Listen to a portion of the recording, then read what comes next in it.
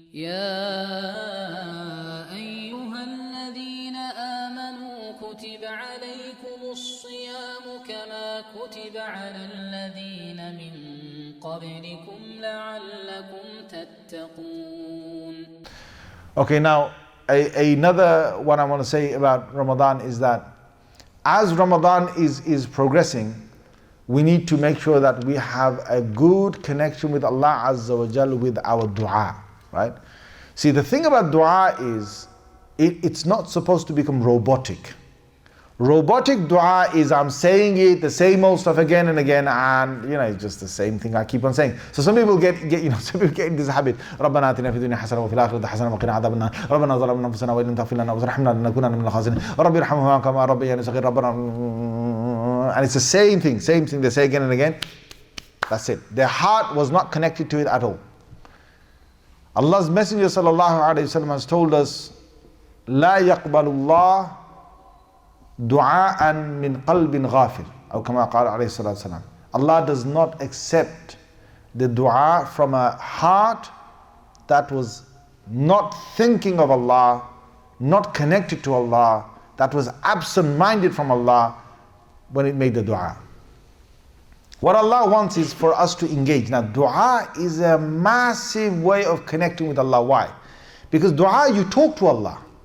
A lot of people think that dua is, I'm just going to say a few Rabbana. No. Dua is you saying the Rabbana and saying the Arabic part, yes, but dua more is that you use your mother tongue.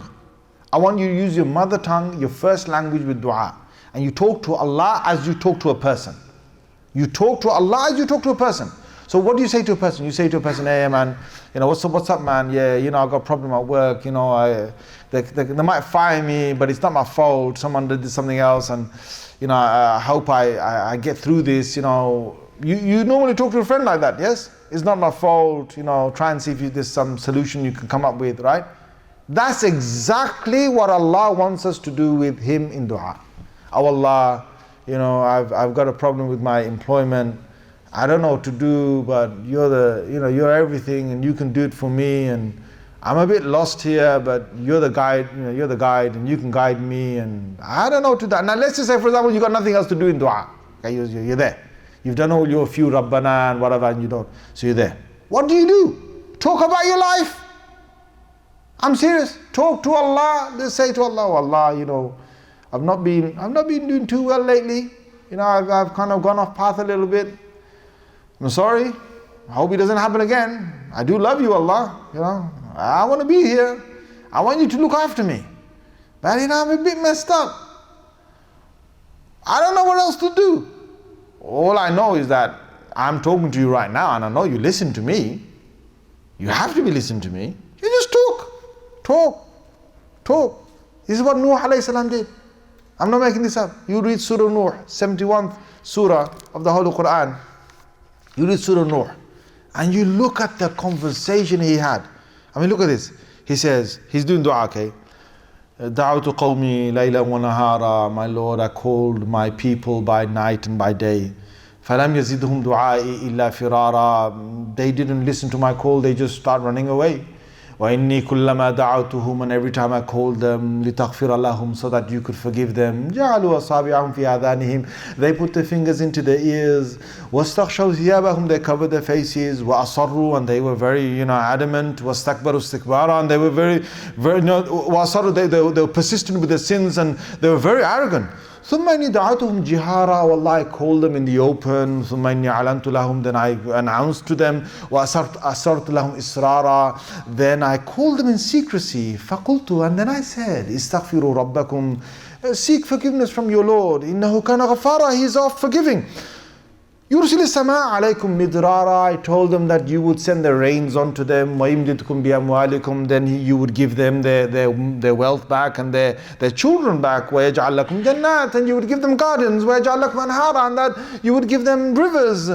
مَا لَكُمْ لَا تَرْجُونَ لِلَّهِ وَقَارًا. I said to them, what's wrong with you? Why don't you have any hope in Allah? وَقَدْ خَلَقَكُمْ أَطْوَارًا. When He's created you like this, أَلَمْ تَرَوْا. I said to them, oh Allah, I said to them, don't you see how Allah created the heavens and the earth and all that? Subhanallah, this is him talking to Allah like me and you talk to a friend. Then he says, oh Allah, they schemed against me and they said to one another. Imagine, this is in his dua. لا تذرن ودا. Don't leave the God of Wad, don't leave the God of Su'a, don't leave the God of Yaghuth and Ya'uq and Nasr. He's talking to Allah about this. Can you imagine? Subhanallah. So the thing is that it is a massive way to connect to Allah through this. Now I want to tell you this, another thing about dua, is that we often don't understand the power of dua. Okay? The power of dua is such that it might not occur today, but it might occur 50 years later. It is in the Quran. The two orphans whose wealth was buried in the ground, and Khidr came and he mended the wall so that they could get their wealth. Do you know what the tafsir says? It says, one tafsir says it was the grandfather that made dua. So this is 2 generations earlier. His grandfather made dua for them. In another tafsir it says it was the 7th generation great-grandfather. And that dua hit them 7 generations later. You could make, and when you make dua, please, when you make dua for your children, don't say my children. Say my progeny. Progeny means your children, all the way till Qiyamah. Dhurriya. Right? All the prophets that made dua, they never said awladi. They never said my children. They said dhurriyati or dhurriyati, which means my progeny. My sons and daughters, sons, daughters, for all of them. Alright? Whenever you make dua for your dad and your mother, yes, my mother and father, but don't just make mother and father, just say Aba. My forefathers. So you catch all of them from your father, great-grandfather, grandfather, whatever, all the way to the end of what you can go to the last Muslim, father, great-great-great-grandfather that you had. It catches all of them. Okay, make it the biggest, the widest you can. Whenever you say, you want to ask something from Allah, say, I want afiyah. One of the biggest du'as you can make, al-afiyah. Afiyah means relief. Now what does relief mean? Relief means relief in everything. Make everything easy for me, make me relieved in everything. Give me afiyah in this world, give me afiyah in the next world. Give me relief in this world and give me relief in the next world. Give me relief in everything. Give me relief in my wealth, in my children, just ask for generally just say, Allah give me afiyah, give me relief. Right? When you look at Rasulullah sallallahu alaihi wasallam's du'as, he covered everything. He covered it in such a beautiful way.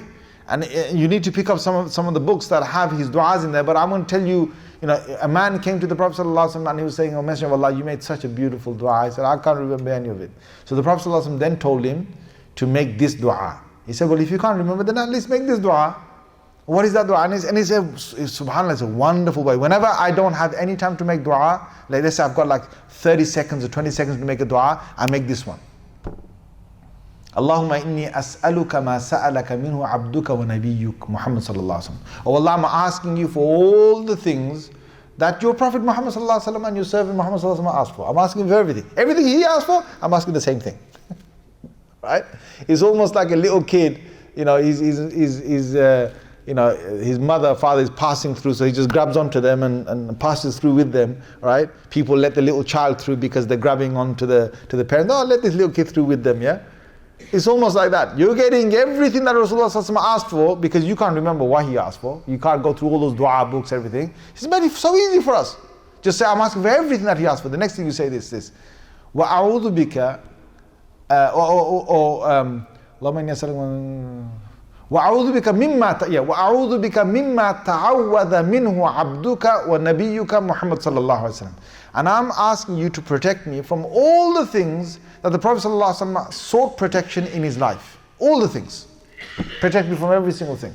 So there are a number of things that Rasulullah sallallahu alaihi wasallam asked for protection over and over again. You're getting all of that in Subhanallah. Then you say, you know, if you want to add on to that, in one narration you can say, وَمَا قَضَيْتَ لِي مِنْ قَضَاءٍ فَجْعَلْ عَاقِبَتَهُ رُشْدًا. Whatever goodness, whatever you have decreed for me, make sure that the end of it is always good for me. So it doesn't matter what you give for me, I've got goodness. I'm going to tell you one dua to add and it'll cover everything. Say, oh Allah, give me the best of this world, the best of the next world. Oh Allah, give me the best death of a believer. So that covers the dunya and up to your death.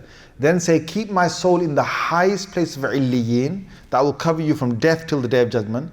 Then say, on the day of judgment, keep me in the company of the prophets until I reach and I go into Jannah with them. That's everything covered from now all the way till then. Subhanallah. Okay, so that's a reminder about dua.